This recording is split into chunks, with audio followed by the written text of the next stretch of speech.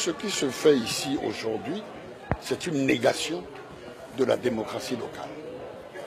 J'étais en train d'écrire un article parce que à Dakar, le maire de Dakar a été jeté en prison, mais dans une démocratie, il y a une présomption d'innocence. Il aurait fallu évidemment que ce soit des juges qui décident de ça. D'abord, à quel titre un proconsul, parce que j'ai eu avant, quand j'étais devenu maire, j'ai eu un certain Dachigli qui était à l'époque, je l'ai envoyé sur les roses en disant, monsieur, je ne vous connais pas. Parce que vous étiez dans la dictature, nous avons une démocratie désormais. Et il va falloir vous habituer à ça. Je sais que c'est long. C'est un processus où il ne faut pas baisser les bras. Et cette date aujourd'hui est une date importante parce que nous allons faire reculer la dictature. La question qu'on doit se poser, est-ce que nous sommes mûrs pour la démocratie locale? Je crois que oui.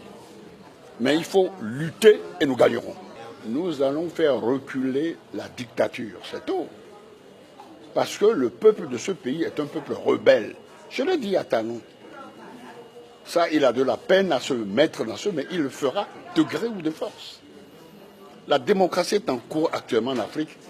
Rien ne peut l'arrêter. On peut freiner. Mais il perd son temps. D'abord, il est d'une autre époque. Quelqu'un qui est parti dans le coffre d'une voiture doit savoir qu'il faut un minimum de démocratie. Les coïncidences sont nombreuses et ce n'est pas bon. Je dis calmement, tranquillement, ce n'est pas bon. Moi, je suis un militant engagé pour le droit. Notre pays peut engager tout ce qu'on veut, mais il faut suivre le droit. Lorsqu'on a un reproche à faire à quelqu'un, il faut lui notifier ce qu'on lui reproche. Lui laisser le temps de préparer sa défense. Mais prendre des gens comme ça.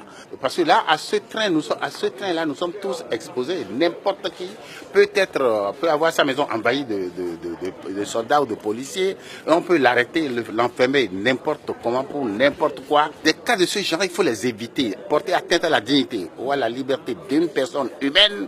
Le droit qui s'applique chez nous ne permet pas, lorsqu'il n'y a pas le principe de contradictoire. Si le contradictoire ne peut pas être appliqué préalablement à ces choses-là dans des fonctions respectables que les gens occupent, nous sommes menacés.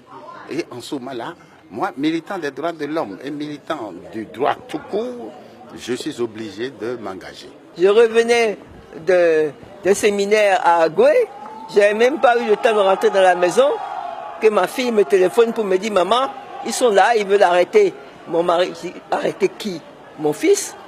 Mais Talon, il se trompe de personne, il se trompe de... Moi, je sais pas. Mais c'est pas Léadi qui veut, c'est moi. C'est moi que Talon veut. Et pourquoi vous posez la question? C'est pas moi qui ai tout fait pour qu'il n'y ait pas la révision de la Constitution.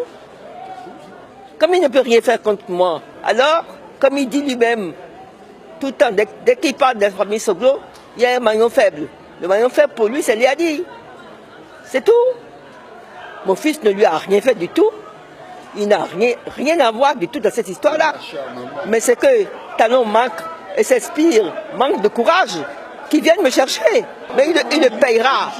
Il le payera très cher s'il ne laisse pas mon fils tranquille.